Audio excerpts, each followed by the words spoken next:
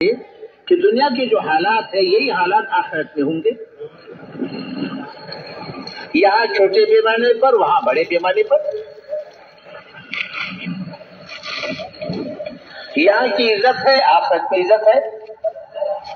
یہاں کی عزت تھوڑے پیمانے پر وہاں کی عزت بڑے پیمانے پر. یہاں کی ضرورتیں چھوٹے پیمانے پر وہاں کی ضرورتیں بڑے پیمانے پر.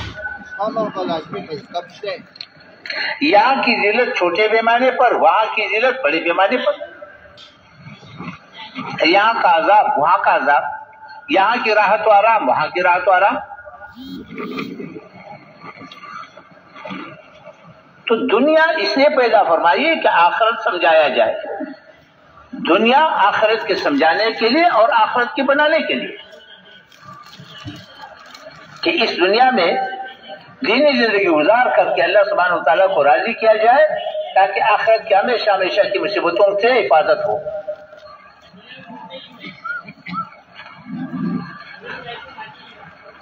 بھئی یہ تصویریں نہ لو، یہ بڑا پاکیزہ ماحول ہے. پاکیزہ ماحول کو گناہوں سے آلودہ نہ کرو.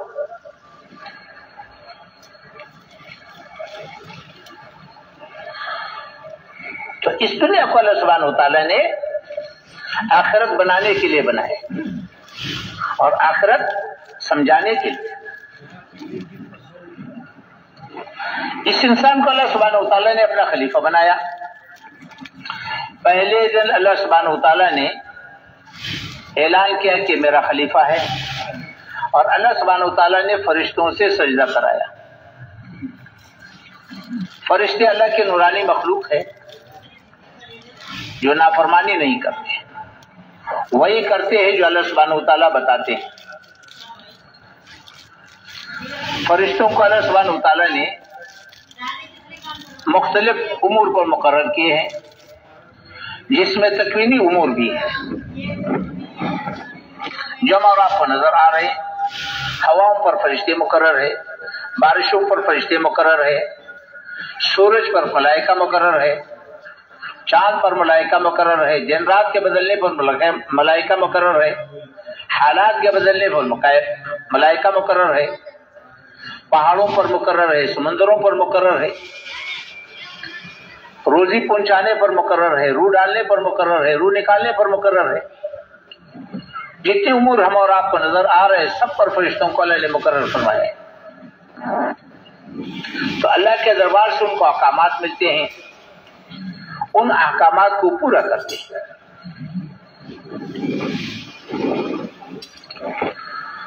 تو اس انسان کو اللہ سبحانہ وتعالیٰ نے پیدا فرمایا، تمام ملائکہ سے سجدہ کرایا اور اس انسان کو اس کا مقام دکھایا. جبرائیل علیہ السلام جیسے فرشتے کو اس کے سامنے جھکا دیا. میکائیل علیہ السلام، اسرافیل علیہ السلام، ملک الموت، جنت کا داروغہ رضوان، جہنم کا داروغہ مالک، حاملین عرش، کرام الکاتبین، تمام فرشتوں کو اس کے سامنے سجدہ کرایا اور اس انسان کو اس کا مقام دکھایا کہ تو میرا خلیفہ ہے اور میں نے اپنا سارا غیبی نظام آمنت باللہ و ملائکتہ، میں نے اپنا پورا غیبی نظام پہلے دن تیری جھولی میں ڈال دیا. اگر تو خلافت کے مقام پر رہے گا اور جو میں نے نعمت عطا فرمائی ہے اس کی نعمت کی قدردانی کرے گا، جو دین میں نے تمہاری دنیا اور آخرت کی کامیابی کے لیے مقرر کیا ہے اس کی پابندی کرے گا، تو میرا خلیفہ ہے اور میں نے پہلے دن اپنی ساری کے ساری غیبی نظام تیری جھولی میں ڈال دیا. میرا پورا غیبی نظام تیرے ساتھ چلے گا اور 7 زمین 7 آسمان تمہارا کچھ نہیں بگاڑ سکیں گے. یہ پہلے دن انسان کو سمجھا بھی دیا، دکھا بھی دیا کہ تو میرا خلیفہ ہے. اگر تو اس مقام پر رہے گا، اس سے قدردانی کرے گا، تو میں نے سارا پورا غیبی نظام تیری جھولی میں ڈال دیا. جہاں تو جائے گا میرا سارا نظام تیرے ساتھ چلے گا. سارا نظام تیرے ہاں مستقر ہوگا، اور 7 آسمان 7 زمین تمہارا کچھ نہیں بگاڑ سکیں گے۔ لیکن ایک بات عجیب بات ہے کہ اس انسان کو اللہ نے مختار بنایا، دین پر چلنے کا، مجبور محض نہیں بنایا، مختار کل بھی نہیں بنایا۔ انسان مختار کل بھی نہیں ہے، مجبور محض بھی نہیں ہے، دین پر چلنے کا اس کو اختیار دیا۔ دین پر چلنا چاہتے ہو تو میرا خلیفہ ہے، میں نے غیبی نظام پہلے دن تیری جھولی میں ڈال دیا۔ دین پر چلنا نہیں چاہتے ہو تیرے گلے میں رسی نہیں ڈالوں گا، صاف اعلان کیا۔ جو چاہے دین کو اختیار کرے، اسلام کو اختیار کرے، جو چاہے کفر اختیار کرے، تمہارے گلے میں رسی ڈال کر کے نہیں چلاؤں گا، اختیار ہے تمہیں۔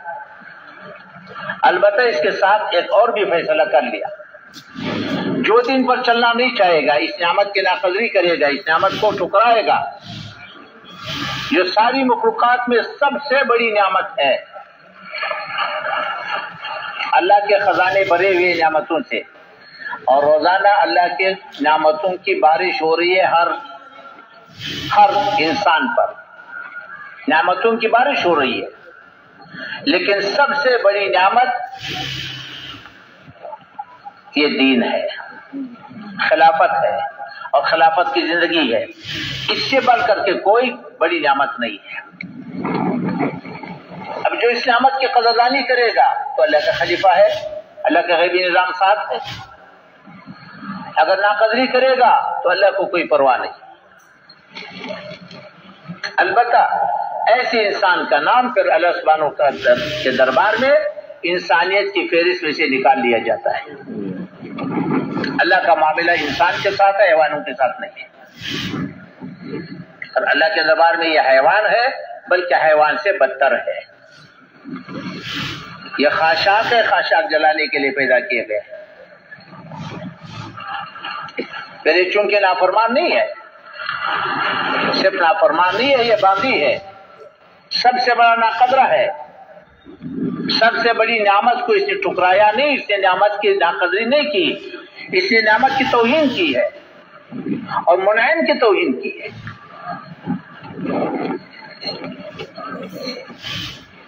تو باغی کے لیے دنیا کے کسی قانون میں معافی نہیں ہے، یہ اصول ہے، دنیا کے کسی قانون میں باغی کے لیے معافی نہیں ہے۔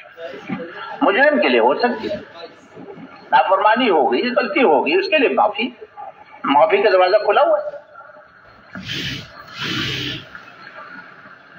نافرمانی ہو جاتی ہے، کبھی کبھی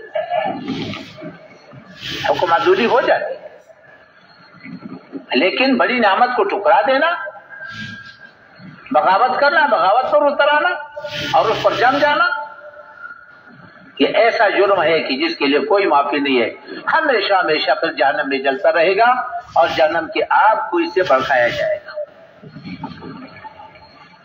یہ پہلے دن اللہ نے فیصلہ سنایا ہوا ہے، اور اللہ سبحانہ وتعالیٰ کے اصول بدلتے نہیں ہیں، یہ ضابطے ہیں، یہ اصول ہے، سنت اللہ ہے، یہ کبھی بدلتے نہیں۔ البتہ چونکہ اللہ سبحانہ وتعالیٰ سب سے بڑا ہمدرد خیر خواہ ہے، بندے کے لیے اس کے موت تک توبے کا دروازہ کھلا رکھا ہوا ہے۔ جب توبہ کرے گا اللہ معاف کرے گا،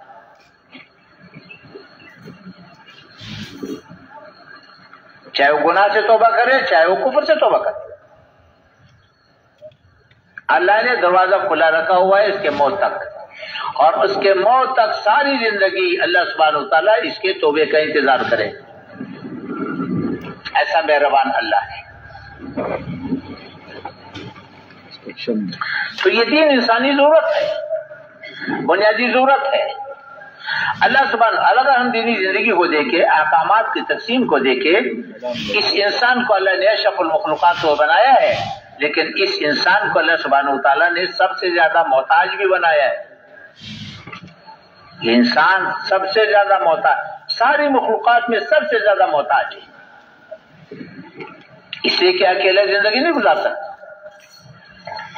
یہ زندگی میں قدم قدم پر محتاج ہے، یہ بیوی کا محتاج ہے، یہ اولاد کا محتاج ہے، والدین کا محتاج ہے، یہ پڑوسی کا محتاج ہے، یہ حکمران کا محتاج ہے، یہ رعایا کا محتاج ہے، گلکار کا محتاج ہے، تاجر کا محتاج ہے، زمیندار کا محتاج ہے، کپڑے بنانے والے کا محتاج ہے، کپڑے سینے والے کا محتاج ہے، قدم قدم پر محتاج ہے۔ انسانوں کی ضرورتیں ایک دوسرے سے وابستہ ہے۔ اللہ سبحانہ و تعالیٰ نے اسی بنیاد پر احکامات بھیجے ہیں۔ ایک کی ضرورت دوسرے کی ذمہ داری ہے، ایک کی ضرورت دوسرے کی ذمہ داری ہے، تو اللہ سبحانہ و تعالیٰ نے احکامات اسی بنیاد پر بھیجے ہیں۔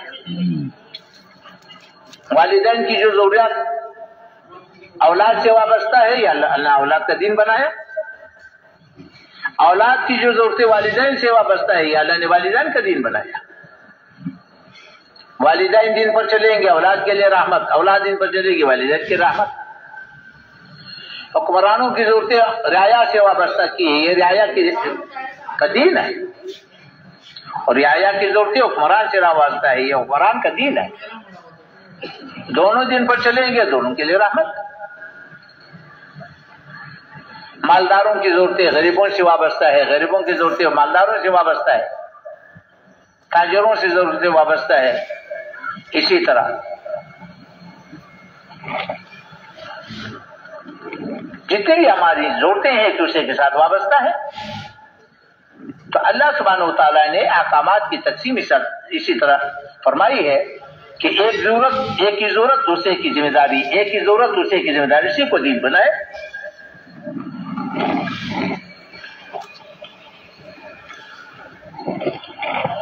تو دین پر چلنے والا، دین پر چلنا انسانی ضرورت ہے، اور دین پر چلنے والا اللہ کو دیکھے گا اور محمد رسول اللہ صلی اللہ علیہ وسلم کو دیکھے گا، آخرت کو دیکھے گا، اور انسانی ہمدردی کی بنیاد پر چلے گا۔ دین ہمدردی کی بنیاد پر دیا گیا ہے، اس لیے دین پر چلنے والے کا کسی سے کوئی گلہ نہیں ہوتا، اس کا کسی سے مطالبہ بھی نہیں ہے۔ دین کی تو بنیاد یہ ہے کہ میرا کام بنانے والا اللہ ہے، لا الہ الا اللہ، میرا کام صرف اور صرف اللہ بنائے گا۔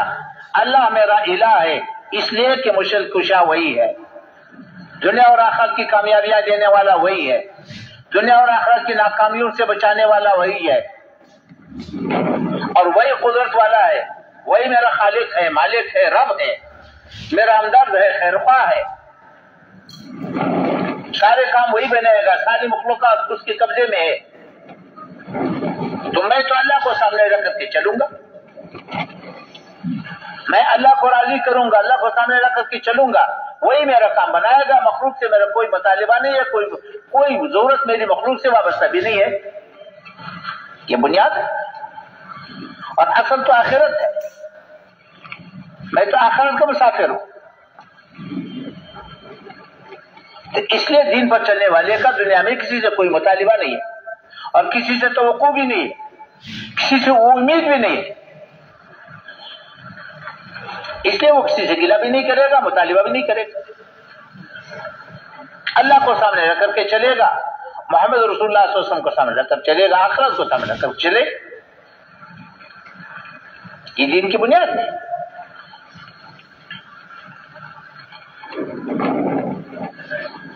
تو میرے محترم بھائی دوستو، اللہ نے احکامات کی تقسیم اسی طرح کی ہے۔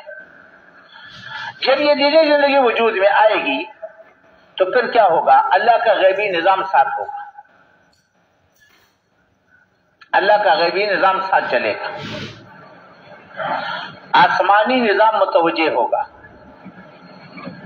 اللہ سبحانہ و تعالیٰ ہواؤں کو مسخر کرے گا، پانی کو مسخر کرے گا، آگ کو مسخر کرے گا، مخلوقات کو مسخر کر کے چلائے گا، اس کے سامنے ڈال دیا، پہلے دن ڈال دیا، کسی کا محتاج نہیں رہے گا۔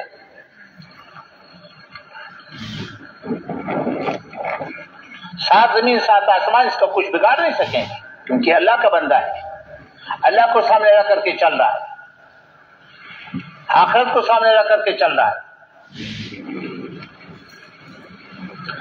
जब दीनी जिंदगी वजूद में आती है तो फिर आसमानी निजाम साथ चलेगा। अल्लाह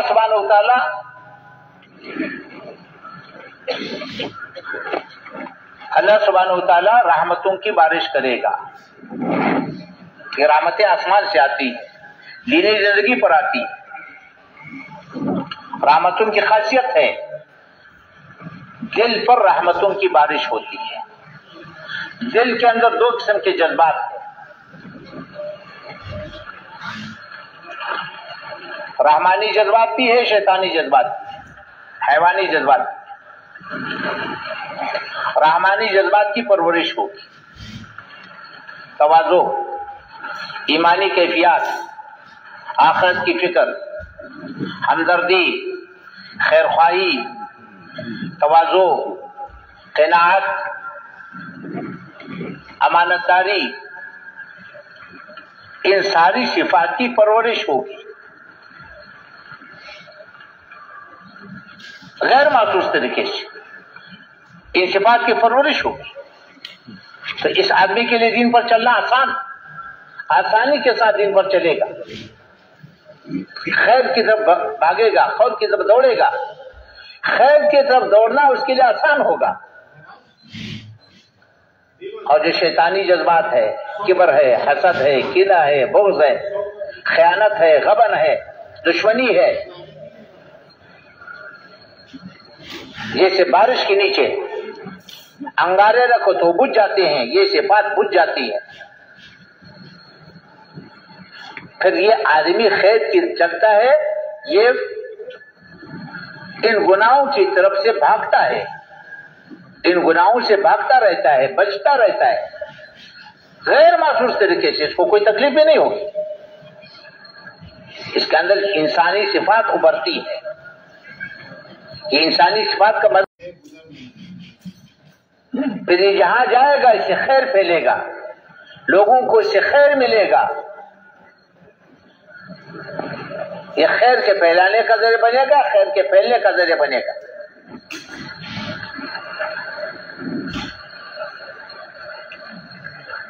और मोहब्बतों की बारिश होगी। मोहब्बत आसमानी चीज है, अल्लाह जल शानू मोहब्बतों की बारिश करेगा।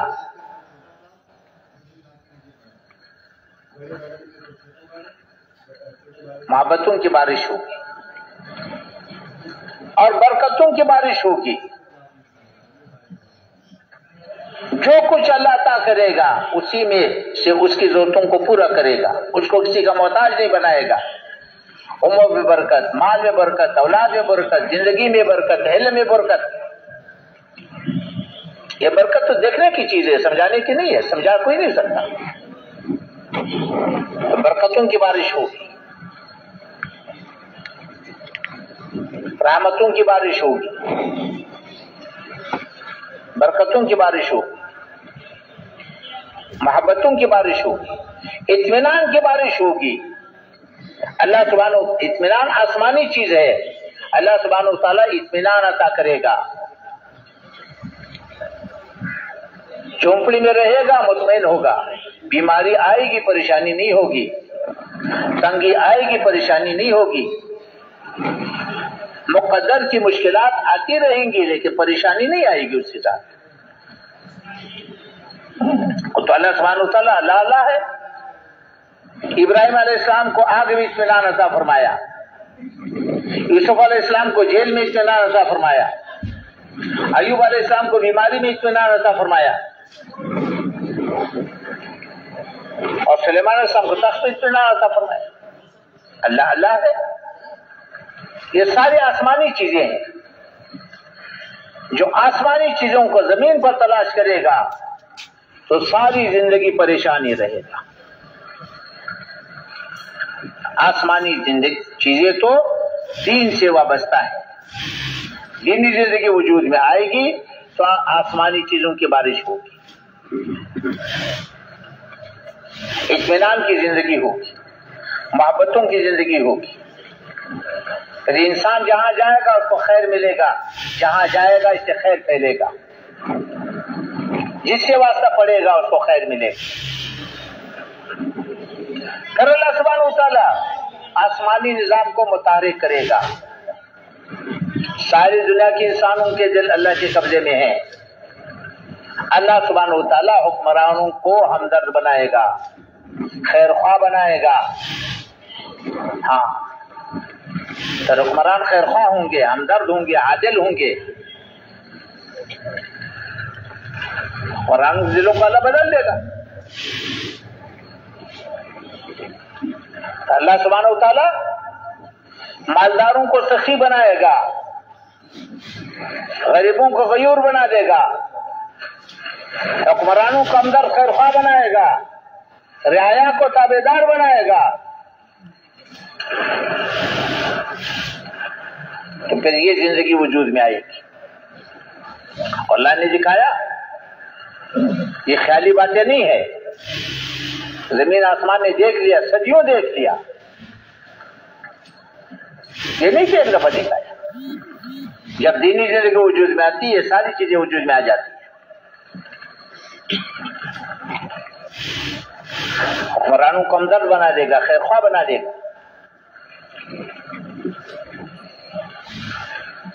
عبد الرحمن بن عوف رضی اللہ تعالیٰ عنہ نے عمر فاروق رضی اللہ عنہ سے کہا کہ امیر المومنین آپ ذرا نرمی فرمائے، آپ کے خوف سے گھروں کے اندر کنواری لڑکیاں گھبراتی ہیں۔ حضرت عمر رضی اللہ عنہ نے فرمایا کہ اللہ کا احسان ہے، اللہ کا شکر ہے کہ اللہ سبحانہ وتعالیٰ نے لوگوں کے دلوں کو میرے روب سے بھر دیا اور میرے دل کو ان کی محبت سے بھر دیا۔ اگلا جملہ فرمایا کہ عبد الرحمن یاد رکھو، اگر لوگوں کو پتہ چلا کہ میرے دل میں ان کے لیے کتنی محبت ہے، اگر لوگوں کو پتہ چل گیا کہ میرے دل میں ان کے لیے کتنی محبت ہے، میرے بدن کے کپڑوں کا ایک تار بھی میرے وجود پر نہیں چھوڑے گی۔ اللہ نے میرے دل میں اس کے لیے کتنی محبت ڈالی۔ ایسے حکمران ہوں گے، ساری رات سارا دن رعایا کے لیے بے چین پھریں گے، ان کے خیر خواہی کے لیے بے چین ہوں گے، ان کی ہمدردی کے لیے بے چین ہوں گے۔ یہ ایک نہیں تھا، سب کے حالات ایسے تھے۔ ایک حکمران کو بلایا، جب وہ آیا 1500 کلومیٹر کا سفر پیدل کر کے آیا کہ تمہارے اوپر سواری نہیں تھی؟ کہ نہیں، سواری کوئی نہیں۔ کہ کیوں؟ کہ میری اپنی تھی نہیں، کسی سے مانگی نہیں۔ ایک جملہ زبان سے نکلا کہ وہ تو برے لوگ ہیں جنہوں نے اپنے حکمران کو، اپنے امیر کو سواری دی نہیں تھی۔ فوراً عرض کیا، امیر المومنین یہ غیبت ہے، اللہ نے غیبت سے منع کیا ہے، میں صبح اس کو نماز پر چھوڑ کر کے آیا ہوں۔ اب کیسے کہتے برے لوگ؟ امیر المومنین کو فرما رہے، کہہ رہے ہیں۔ تو فرمایا کہ مال کا کیا ہوا، کیا لے کر کے آئے؟ انہوں نے کہا کچھ لے کر کے نہیں آئے، یہ میرا ایک نیزہ ہے، میرا توشدان ہے، ایک میرا پہلا ہے، اور کچھ لے کر کے نہیں آیا، پیدل آیا ہوں۔ مال کا کیا ہوا؟ کہ مال وہیں تقسیم کیا، واپس نہیں جاؤں گا، میں پچھلے 2 سال کا حساب نہیں دے سکتا۔ گھر کی طرف چل دیا، گھر مدینے سے باہر تھا۔ یہ میں صرف ایک واقعہ سنا رہا ہوں، ایسے سارے کے سارے ایسے اتنے واقعات ہیں کہ سیرت بری ہوئی ہے ان کے واقعات سے، ایک سے ایک کے واقعات ایسی۔ تو امیر المومنین نے ایک آدمی کو تھیلا دیا اور ساتھ بھیجا کہ جا کر کے وہاں پر اس کے حالات دے کر کے آؤ، اگر واقعی یہ حالات تو تھیلا دے کر کے آؤ۔ مختصر عرض کرتا ہوں، جب وہ گیا وہاں جا کر کے دیکھا 3 دن اس کے ساتھ گزارے تو اس کے پاس تو کچھ نہیں تھا. 3 دن اس کا مہمان رہا. 3 دن کے بعد اس نے کہا کہ بھائی مہمان کا حق 3 دن ہوتا ہے, اس کے بعد ہمیں مزید مشقت میں نہ ڈالو.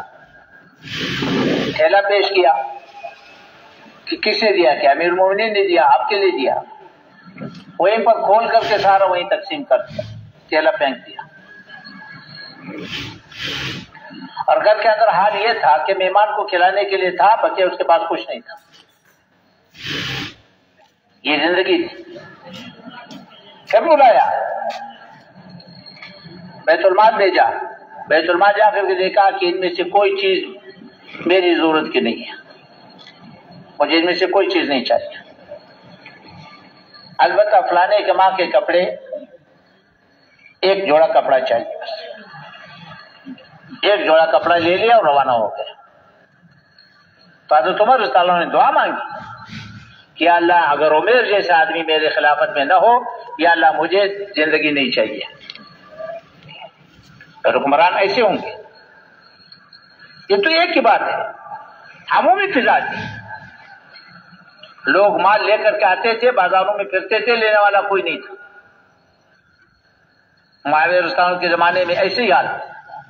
امن کا یہ حال تھا. معاویہ رضی اللہ عنہ کے زمانے میں ایک حکمران نے گھنٹے کی آواز سنی, پوچھا یہ کیا ہے, کہ جی لوگ پہرا دے رہے. خبردار کوئی پہرا نہیں. کیا پہرا ہے؟ یہاں سے لے کر تیرے تک اگر ایک رسی بھی گم ہو گئی تو میرے گریبان پکڑ کر کے لے لو.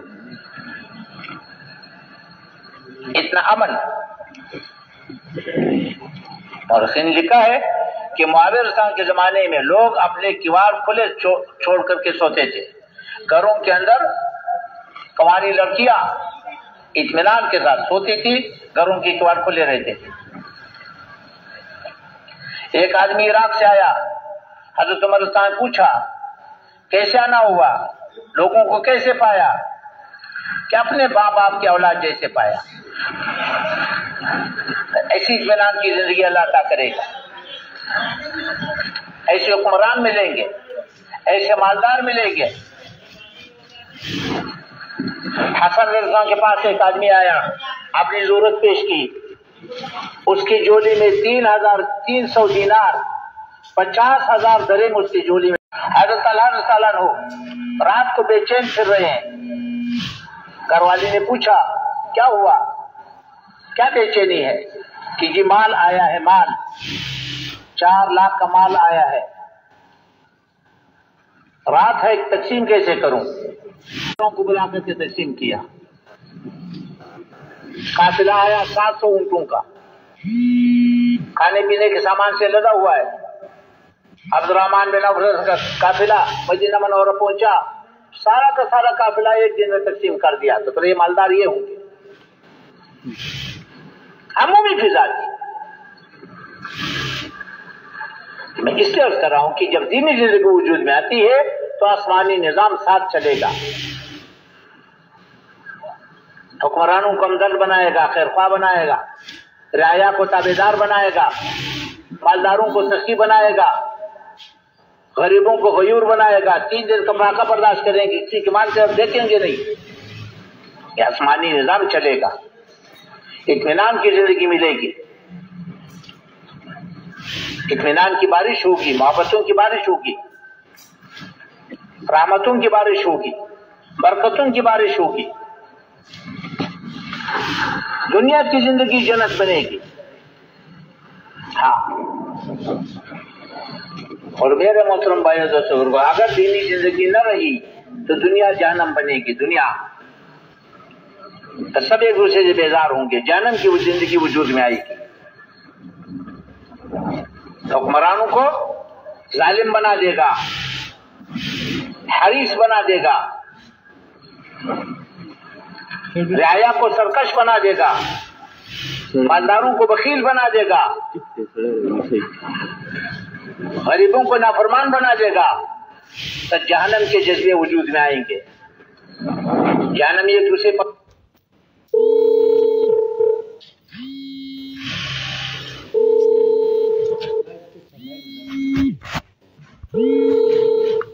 دوسروں سے بیزار ہوتے ہیں، ایک دوسرے پر الزام لگاتے ہیں، ایک دوسرے کو اذیت کا ذریعہ بنتے ہیں، تو دنیا کی زندگی بھی ایسی بنے گی، ہاں تو جہنم کی زندگی وجود میں آئے گی، جذبے بنیں گے، غریبوں کا جذبہ ہوگا، مالداروں کا پیٹ پھاڑو ساری دولت نکالو، مالداروں کا جذبہ ہوگا، غریبوں کو خون چوس لو، کتوں کی لڑائیوں پر لگاؤ مگر غریب کو نوالا مت دو، بڑی بڑی عمارتوں پر لگاؤ، بڑی بڑی شادیوں پر لگاؤ، فضول خرچوں پر لگاؤ، عیاشیوں پر لگاؤ، غریب کو نوالا مت دو، جذبے بنیں گے۔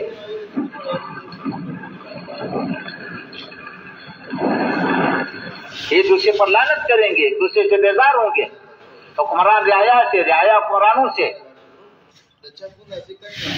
جلسے جلوس نکلیں گے، جلسے نکلیں گے، جلسے کریں گے، جلوس نکالیں گے، نعرے لگائیں گے، اس کو اتارو، اس کو بٹھاؤ، اس کو اتارو، اس کو بٹھاؤ، غریبوں کا جذبہ بنے گا، مالداروں کا پیٹ پالو ساری دولت نکالو، مالداروں کا جذبہ بنے گا، ان کو خون چوس لو، کتوں کی لڑائیوں پر لگاؤ، ایک دوسرے سے بیزار ہوں گے، ایک دوسرے پر لعنت کریں گے، جہنمی ایک دوسرے سے بیزار رہتے ہیں، یا اللہ انہوں نے ہمیں گمراہ کیا، انہیں ہمارے حوالے کرو، ہم ان کو پاؤں کے نیچے مت چل دے، یا اللہ انہوں نے انہیں گمراہ کیا، ان کو ڈبل عذاب دے دو، اللہ فرمائیں گے غم نہ کرو، دونوں کو ڈبل عذاب ملے گا، جہنم کی زندگی وجود میں آئے گی جس سے سارے کے سارے بیزار ہوں گے، حل کسی کے پاس نہیں ہوگا۔ میرے محترم بھائی دوستو، آسمانی نظام کو زمین والے کبھی نہیں بدل سکتے ہیں، آسمانی نظام کو زمین والے کبھی نہیں بدل سکتے ہیں، اس لیے میرے محترم بھائی دوستو، دین انسانی ضرورت ہے، بنیادی ضرورت ہے، ماننے والوں کی ضرورت ہے، نہ ماننے والوں کی ضرورت ہے، جو مٹا رہے ان کی بھی ضرورت ہے، اور موت پر تو آخرت کا دروازہ کھل جائے گا، قبر کی روشنی تو اس کو ملے گی جو دین پر چلے، قبر کی تنگی سے تو وہ بچے گا جو دین پر چلے، حوض کوثر کا پانی تو دین والے کو ملے گا، عرش کا سایہ تو دین والے کو ملے گا، عمل نامہ دائیں ہاتھ تو دین والے کو ملے گا، پولیس رات پر تو وہ گزرے گا جو دینی زندگی گزار کے آئے، اللہ کا درباری تو وہ بنے گا جو دین کی زندگی گزار کر کے آئے، ہمیشہ کی جنت تو دین والے کو ملے گی، ہمیشہ کی جہنم سے تو دین والا بچے گا، بیوی رہ جائے گی، بچے رہ جائیں گے، پلازہ رہ جائے گا، ڈگری رہ جائے گی، عہدہ رہ جائے گا، جو کچھ ہم نے یہاں کمایا یہاں کا تو سب کچھ یہی رہ جائے گا۔ تو میرے محترم بھائی دوستو، ہم کیا چاہتے ہیں؟ ہم دین چاہتے ہیں، دین انسانی ضرورت ہے، بنیادی ضرورت ہے، ماننے والوں کی بھی نہ ماننے والوں کی، اس سے ہمارے محنت کا جو محور ہے، ہماری محنت کا جو مقصد ہے وہ اللہ کا دین ہے، ہم اللہ کا دین چاہتے ہیں، اس لیے محنت ہے اور اس کا محتاج ہے۔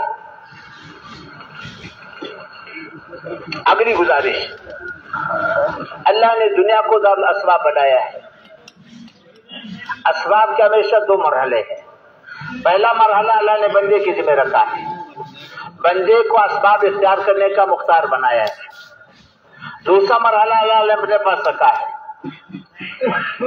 نتیجہ اللہ نے اپنے پاس رکھا ہے، مختار کل اللہ ہے، نتیجہ اللہ دے گا، کاشت بندے کے ذمہ ہے اور فصل اللہ دے گا، بیج ڈالنے کے بعد، زمین بنانے کے بعد انسان بے بس ہے، کچھ نہیں کر سکتا، کچا فصل اللہ دے گا، شادی بندے کے ذمہ ہے، اولاد اللہ دے گا، نرینہ دے یا زنانہ دے، دونوں دے یا ایک بھی نہ دے، کالا دے یا گورا دے، مرد دے یا عورت دے، یہ اللہ کے قبضے میں ہے، مگر شادی اس کے ذمہ ہے، کاشت اس کے ذمہ ہے، یہ مرحلہ پہلے ہے، دنیا کو دار اسباب بنایا ہے، نبی کی محنت کو دین کے وجود کا سبب بنایا ہے، پہلے نبی کی محنت وجود میں آئے گی پھر دین وجود میں آئے گا، کہ اللہ نے نظام بنایا ہے، اس لیے اللہ سبحانہ و تعالیٰ نے سب سے پہلا انسان نبی بنایا۔ ہر زمانے میں دین وجود میں آیا ہے، نبی کی محنت سے وجود میں آیا ہے، اور قیامت تک دین وجود میں آئے گا، نبی کی محنت سے وجود میں آئے گا۔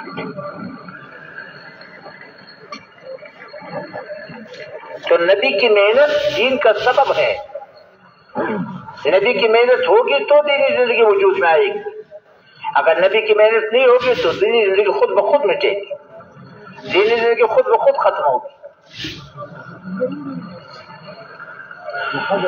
حضور اقدس صلی اللہ علیہ وسلم کو اللہ نے خاتم الانبیاء بنایا، حضور صلی اللہ علیہ وسلم کو اللہ نے خاتم الانبیاء بنایا۔ انسانیت میں سب سے اونچا مقام نبی کا ہے۔ کوئی آدمی محنت کر کے نبی نہیں بن سکتا، عبادت کر کے نبی نہیں بن سکتا، قربانیاں کر کے نبی نہیں بن سکتا، دعائیں مانگ کر کے نبی نہیں بن سکتا، مجاہدے کر کے نبی نہیں بن سکتا۔ نبی کا انتخاب ہوتا ہے، اللہ نبی کا انتخاب کرتا ہے، جس کو چاہے بننے بھی بنا دے۔ تو جیسے نبی کا انتخاب ہوتا ہے، اس امت کا بھی اللہ نے انتخاب کیا۔ حضور اکرم صلی اللہ علیہ وسلم کو اللہ نے خاتم الانبیاء دینا ہے۔ سارے انبیاء کرام میں سب سے اونچا مقام خاتم الانبیاء صلی اللہ علیہ وسلم کا ہے، اور خاتم الانبیاء ایک ہے، ساری مخلوقات میں ایک ہے، اکیلا ہے۔ ساری مخلوقات میں خاتم الانبیاء ایک ہے۔ انبیاء کرام تو بہت سارے آئے ہیں، لیکن خاتم الانبیاء صلی اللہ علیہ وسلم ایک ہے، سب سے اونچا مقام۔ امام الانبیاء بنایا، خاتم الانبیاء بنایا، انسانیت سے سب سے اونچا مقام عطا فرمایا۔ اللہ کا سب سے زیادہ قرب خاتم الانبیاء صلی اللہ علیہ وسلم کو حاصل۔ اس لیے تمام انبیاء کرام علیہ السلام کا امام بھی بنایا، تمام انبیاء کرام کو تعارف بھی کرایا، اور تمام انبیاء کرام علیہ السلام سے اللہ سبحانہ و تعالیٰ نے نبی علیہ السلام کے بارے میں وعدہ لیا، ہر نبی سے وعدہ لیا کہ جب خاتم الانبیاء صلی اللہ علیہ وسلم اگر تیرے زمانے میں آیا تو نے اس کا اتباع کرنا ہے، پھر تمہارے نبوت پر چلنے سے تمہیں نجات نہیں ملے گی، اس کا اتباع کرنا۔ اس لیے تو صاف فرمایا کہ موسیٰ علیہ السلام اصلی تورات لے کر کے آئے گا بھی تو محمد علیہ السلام کے بغیر، محمد علیہ السلام کی اتباع کے بغیر اس کو نجات نہیں ملے گی، صاف فرما دیا۔ تو میرے محترم بھائی دوستوں، نبی علیہ السلام کے بعد کوئی نبی نہیں آئے گا، یہ بہت بڑا اعزاز ہے ختم نبوت۔ تو خاتم الانبیاء کے بعد کوئی نبی نہیں۔ اب وہ محنت اللہ نے اس امت کو عطا فرمائی ہے جو سب سے بڑا انعام ہے، تو سب سے پہلے اس محنت کی ذمہ داری ہے ختم نبوت۔ نبی علیہ السلام کے بعد کوئی نبی نہیں آئے گا، جو نبی علیہ السلام کے بعد کسی کی نبوت کا اقرار کرے گا وہ پکا بھی ایمان ہے، جو نبوت کا دعویٰ کرے گا وہ بھی ایمان، جو اس کی نبوت کی تائید کرے گا وہ بھی پکا بھی ایمان۔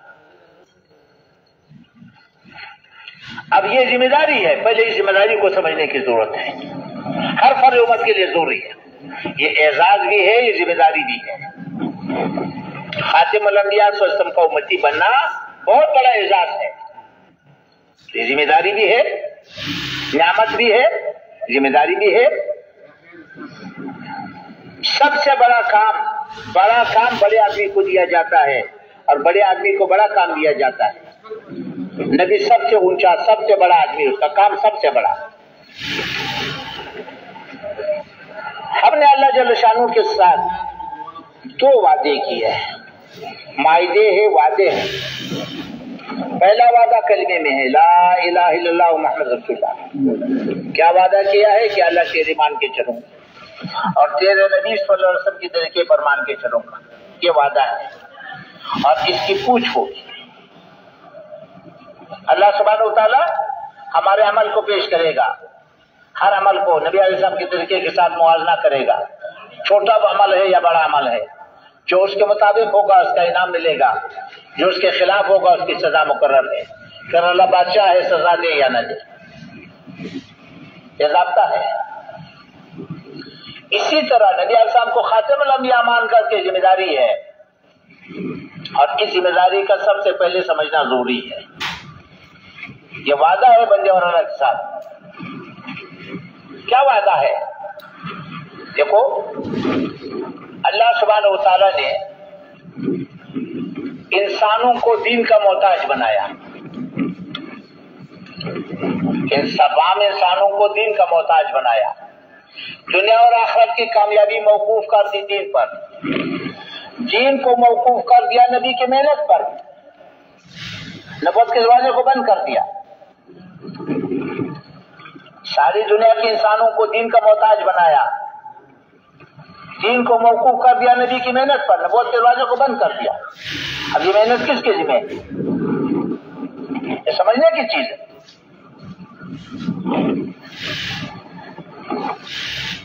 ایسا بات کوئی نبی نہیں آئے گا، کیا مطلب ہے؟ یہ ذمہ داری بھی ہے، یہ اعزاز بھی ہے۔ اب وہ محنت تیرے ذمہ ہے جو نبی لے کر کے آیا، پورا دین میرے ذمہ ہے، پورا عالم میرے ذمہ ہے، آنے والی نسلیں میرے ذمہ ہے۔ کیا کرنا ہے یہ بات کی بات ہے، کیسے کرنا ہے یہ بات کی بات ہے۔ پہلے تو ذمہ داری کا احساس کہ میرے ذمہ ہے کتنا۔ 470 کروڑ انسانی آبادی کلمے سے معروم ہے۔ اب ہم اور آپ سے پوچھا جائے گا، ہم سے یہ پوچھا جائے گا 470 کروڑ انسانی آبادی جو کلمے سے معروم ہے، ان کا دین میں حق ہے یا نہیں؟ اگر حق ہے تو کس کے ذمہ ہے؟ آیا امت اس کو ماننے کے لیے تیار ہے؟ امت حق کو تسلیم کرے گا تو ادائیگی کا سوچے گا، اگر تسلیم نہیں کر رہا تو ختم نبوت کا کیا مطلب؟ ختم نبوت کو کیا سمجھا؟ اس لیے میرے محترم بھائی ہو، سب سے پہلے تو ذمہ داری کو سامنے رکھ، پورا دین ہمارے ذمہ ہے، پورا عالم ہمارے ذمہ ہے، آنے والی نسلیں ہمارے ذمہ ہے۔ اب ہمیں کیا کرنا ہے؟ تو محنت سے پہلے سب سے پہلے ذمہ داری کا حساب میں آنے والی نسلیں، ختم نبوت کا تقاضا ہے۔ 700 کروڑ انسانی آبادی میں سے اگر ایک آدمی دین پر ہے اور 700 کروڑ انسانی آبادی نافرمانی پر ہے تو ختم نبوت کا تقاضا ہے کہ ایک آدمی سے 700 کروڑ انسانوں کی پوچھ ہوگی۔ اگر 700 کروڑ انسانی آبادی دین پر ہے، ایک آدمی نافرمانی پر ہے تو ختم نبوت کا تقاضا ہے کہ 700 کروڑ انسانوں سے ایک آدمی کی پوچھ ہوگی۔ اس لیے حاجی صاحب رحمۃ اللہ علیہ ایک مجلس میں کئی مذبح فرماتے تھے، ہم امتی ہے، ہم امتی ہے، ہم امتی ہے، ہم ذمہ دار ہے، پورے دین کی ذمہ دار ہے، پورے عالم کی ذمہ دار ہے۔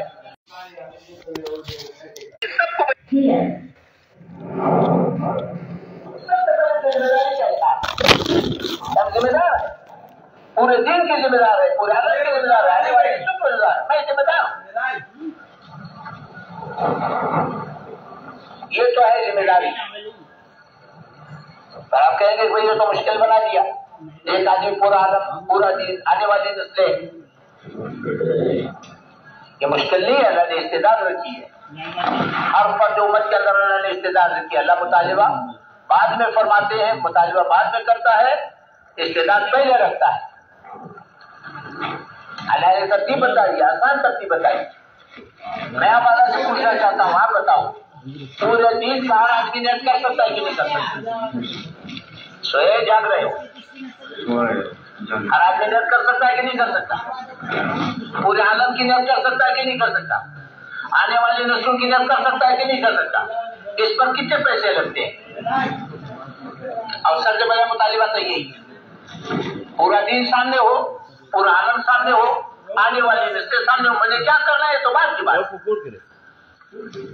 ہر آدمی کر سکتا ہے۔ پھر اس کے بعد تدبیر بتائیے، آسان تدبیر بتائیے۔ 230 کروڑ مسلمان آبادی، سارے کے سارے نبی علیہ السلام کو خاتم الانبیاء مانتے ہیں، سب نبی علیہ السلام کو خاتم الانبیاء مانتے ہیں، لیکن یہ سبق کو بھول گئے جیسے ہم بھول گئے۔ تو تدبیر کیا ہے؟ ایک ایک مسلمان کو ملو، اس کو ایک ذمہ داری سمجھاؤ اور متعدی انداز سے محنت کرو، اس کو سمجھا کر کے اس کو اگلے کے پاس بھیجو، اگلے کو اگلے کے پاس بھیجو، تو اس طرح یہ محنت پھیلتا رہے گا۔ تو ایک آدمی پوری امت کو متحرک کر سکتا ہے کہ نہیں کر سکتا؟ کر کے دکھایا۔ 14ویں صدی کا ایک مسلمان کھڑا ہو گیا، نبی نہیں تھا، صحابی نہیں تھا، 14ویں صدی کا مسلمان تھا، کھڑا ہو گیا، پوری امت کو متحرک کیا کہ نہیں کیا؟ مولوی رحمۃ اللہ علیہ ایک آدمی سے کھڑے ہو گئے، پورے امت کو متحرک کر دیا۔ یہ استعداد اللہ نے ہر امت کے اندر رکھا ہے۔ اس لیے میں عرض کر رہا ہوں کہ اللہ سبحانہ و تعالیٰ پہلے استعداد دیتا ہے پھر مطالبہ کرتا ہے۔ جس سے استعداد نہ رکھا اس کا مطالبہ بھی نہیں کرتا۔ یہ تو ہر امت کے اندر موجود ہے۔ اس وقت ہمارا مسئلہ یہ ہے کہ میں نے پہلے عرض کیا کہ ذمہ داری کا احساس پہلے ہے، پہلے ذمہ داری کا احساس ہے، پھر اس کے بعد کیا کرنا ہے یہ بات کی بات ہے۔ پہلے تو ختم نبوت کے تو پھر پورے دین کی ذمہ داری، پورے عالم کی ذمہ داری، آنے والے کے انسانوں کی ذمہ داری۔ اب اس ذمہ داری کو دے کر کے اب مجھے کیا کرنا ہے؟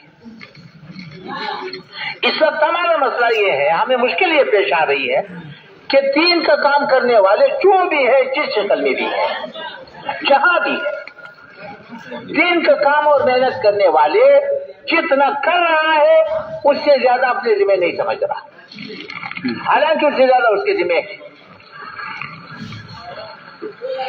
جتنا کر رہا ہے اس سے زیادہ اپنے ذمہ نہیں سمجھتا، اس سے زیادہ کے لیے اپنے آپ کو معذور سمجھتا ہے، لیکن معذور نہیں۔ ایک امتی کے اندر پوری امت کو متحرک کرنے کی استعداد موجود ہے۔ تو اس لیے سب سے پہلا مطالبہ ختم نبوت کا تقاضا یہ ہے کہ پورا دین ذمہ ہو، پورا عالم، آنے والی نسلیں اس ذمہ داری کو سامنے رکھ کر کے اب مجھے کیا کرنا ہے؟ محنت بات کی بات ہے، پہلے تو ذمہ داری ہے، ذمہ داری کا احساس ہے، ذمہ داری کی سمجھداری ہے۔ اب کیا کرنا ہے؟ اب سوچیں 470 کل انسانی آبادی کلمے سے کیوں معروم ہے؟ اب دیکھو 470 کروڑ انسانی آبادی کلمے سے کیوں معروم ہے؟ ان کا مطالبہ کیا ہے؟ وہ کلمے سے اس معروم ہے کہ مسلمان کلمے کی زندگی سے معروم ہے۔ مسلمان کلمے کی زندگی سے کیوں معروم ہے؟ مسلمان کلمے کی محنت سے معروم ہے۔ اب یہ ہمارا جرم ہے۔ ان کا مطالبہ ہے کہ اسلام دکھاؤ، اسلام دکھاؤ۔ اسلام کو دیکھنے کے لیے وہ ہمارے مسجدوں میں نہیں آئیں گے، یہ یاد رکھو۔ وہ ہمارے منڈیوں میں آئیں گے، ہمارے بازاروں میں آئیں گے، ہمارے کارخانوں میں آئیں گے، ہمارے گھروں میں آئیں گے۔ ہماری منڈیاں، ہمارے بازار، ہمارے کارخانے، ہمارے تھانے، ہمارے اسپتال، ہماری کچہریاں،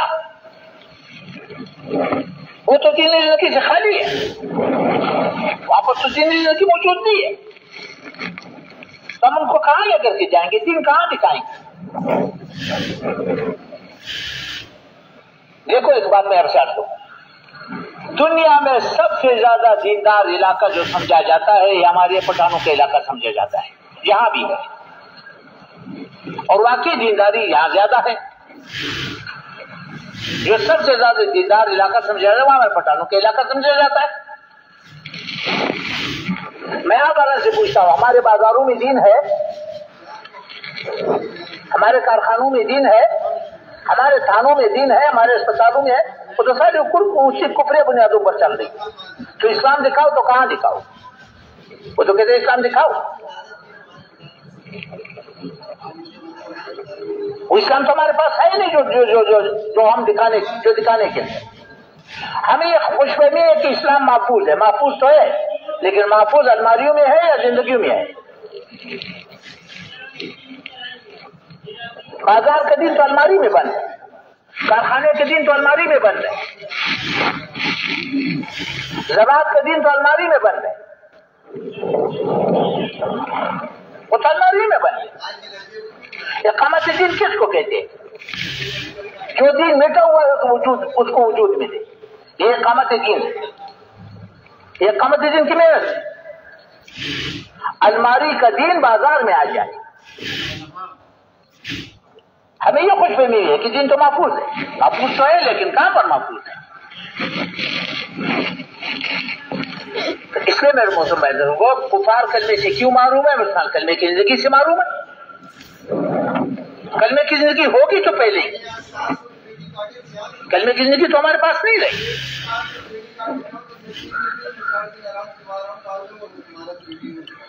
اچھا، مسلمان کلمے کی زندگی سے کیوں معروم ہے؟ مسلمان کلمے کی محنت سے معروم ہے۔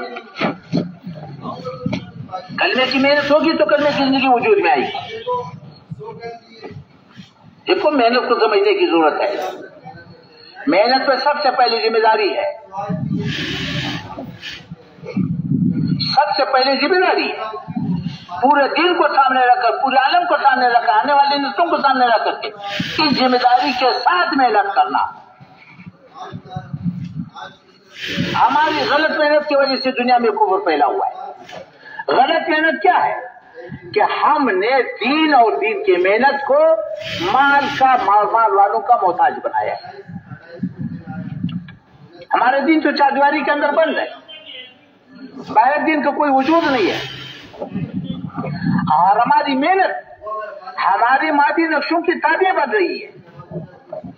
چلا تو لگاؤں گا لیکن ابھی نہیں لگاؤں گا، اس لیے کہ ابھی سیزن ہے، میرا کاروبار کا وقت ہے۔ چلا تو وقت لگاؤں گا جب فارغ ہوں۔ ہاں، اپنی طبیعت پہ چلا لگاؤں گا، اپنی طبیعت کے لوگوں کے ساتھ چلا لگاؤں گا۔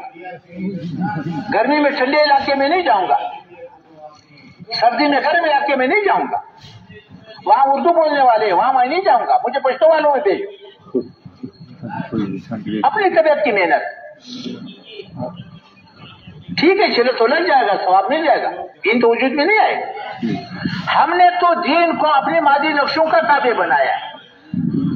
ابھی نق نکلو، نق نہیں جاؤں گا، ابھی مجھے فرصت نہیں ہے، میں بعد میں جاؤں گا، راون کی اجتماع سے جاؤں گا، راون کی جوڑ سے جاؤں گا، میں فلاں وقت میں نکلوں گا، اپنی طبیعت کے ساتھی کے ساتھ نکلوں گا۔ یہ تو محنت کرنے والوں کا حال ہے، جو نہ کرنے والے ان کا تو کیا ہوگا؟ تو غلط محنت کیا ہے؟ اپنی محنت کو، اپنے دین کو مال اور مال والوں کا تابع بنانا، یہ غلط محنت ہے۔ وہ تو اس محنت سے دین وجود میں آئے گا جو آزاد ہو، مادی نقشوں کا پابند نہ ہو۔ ہمارا دین تو چادواری کے اندر بند ہے، چادواری سے باہر کچھ بھی نہیں، اور وہ بھی ملک مال والوں کا محتاج۔ اس سے میرے موسم بھائی دوستوں کو محنت کو اصلی شکل میں وجود میں لانے کے لیے محنت ہے، ورنہ تو ہزاروں لاکھوں پھرتے رہیں گے، ہمارے بازار ویسے ویران پڑے گی۔ جب تک ہمیں طے نہ کہ ہمیں دینی زندگی سیکھنی ہے، اس کے لیے تو ہم نے نکلنا ہے، ایمان سیکھنا ہے، ایمانی زندگی سیکھنی۔ تو ہماری غلط محنت کی وجہ سے دنیا میں کفر پھیلا ہوا ہے۔ غلط محنت کیا ہے کہ ہم نے دین کو اور دین کی محنت کو اپنی مادی نقشوں کا پابند بنایا، اس کے ساتھ بندھا ہوا ہے۔ ہمارا مرکز مال والوں کا محتاج، ہماری مسجد مال والوں کا محتاج، ہمارے تبلیغ مال والوں کا محتاج، ہمارے چلے مال والوں کو مال کا محتاج۔ تو مفلوج دین ہے، مفلوج دین کو کون قبول کرے گا؟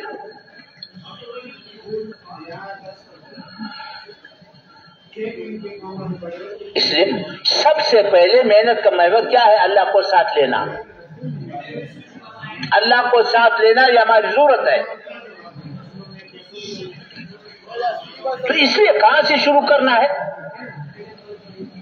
تو سب سے پہلے محنت کی ذمہ داری ہے، اپنی ذمہ داری کو سامنے رکھ کر کے محنت کرنا۔ اگر ذمہ داری سامنے نہ ہو تو پھر ختم نبوت کا عقیدہ مبہم رہے گا، ختم نبوت کا کوئی مقصد نہیں بنے گا۔ ختم نبوت کا یہ مقصد ہے کہ پورا دین میرے ذمہ ہے، پورا عالم میرے ذمہ ہے، آنے والی نسلیں میرے ذمہ ہے، اب مجھے کیا کرنا ہے؟ پوری امت کو متحرک کرنا، جہاں جا سکتے ہو وہاں خود جاؤ، جہاں نہیں جا سکتے اس سے اور کو بھیجو۔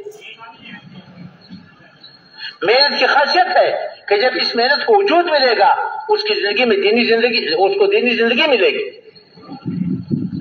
جب اصول اور آداب کے ساتھ محنت کرے گا، تاجر کی زندگی میں دین آئے گا، زارے کی زندگی میں دین آئے گا، کارخانے والے کی زندگی میں دین آئے گا، مزدور کی زندگی میں دین آئے گا جب محنت کو وجود ملے گا. تاجر کو لگا لو تجارت میں دین نظر آئے گا, زارع کو لگا لو زراعت کی دین نظر آئے گا, دفتر والے کو لگا لو دفتر والے کی زندگی میں دین آئے گا, تو دین وجود میں آئے گا. پھر جو نا یہ دین دنیا میں پھیلے گا.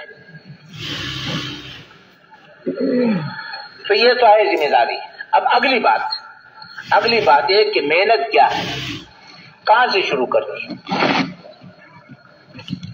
نبی علیہ السلام خاتم الانبیاء ہے, دین کے لحاظ سے بھی دین کی محنت کے لحاظ سے بھی. دین بھی وہی ہے جو نبی علیہ السلام لے کر کے آئے, محنت بھی وہی ہے جو نبی علیہ السلام لے کر کے آئے. اب محنت کو کہاں سے شروع کرنی ہے, یہ بھی شریعت سے پوچھنی ہے, کامل شریعت ہے. ہم اپنے ذہن سے محنت شروع نہیں کر سکتے. وہ تو نبی علیہ السلام نے کہاں سے شروع کی. نبی علیہ السلام کے سامنے اللہ سبحانہ وتعالیٰ نے سب سے پہلے انبیاء کرام کے واقعات کو بیان فرمایا. انبیاء کرام علیہ السلام کے واقعات میں سب سے زیادہ دو چیزیں بیان ہوئی. انبیاء کرام کے واقعات صرف واقعات نہیں ہے, وہ تو محنت ہے. اقامت دین کے لیے جو محنت انہوں نے کی ہے اس محنت کی وضاحت فرمائی. انبیاء کرام علیہ السلام نے اقامت دین کے لیے جو محنت کی ہے اس محنت کی وضاحت فرمائی. اس میں سب سے پہلی بات ضابطہ بتایا. ضابطہ کیا ہے؟ نبی آیا, ہر زمانے میں نبی آیا, نبی نے محنت کی. نبی کی محنت کے ہمیشہ دو مرحلے ہیں. ہر نبی کی محنت کے ہمیشہ دو مرحلے یاد رکھو. نبی جب بھی آیا ہے ان لوگوں میں آیا ہے جو دین نہیں چاہتے. نبی ہمیشہ ان لوگوں میں آیا جو دین نہیں چاہتے. اب نبی کی محنت کے ہمیشہ دو مرحلے ہیں. پہلا مرحلہ لوگوں کو دین پر آمادہ کرنا, تیار کرنا.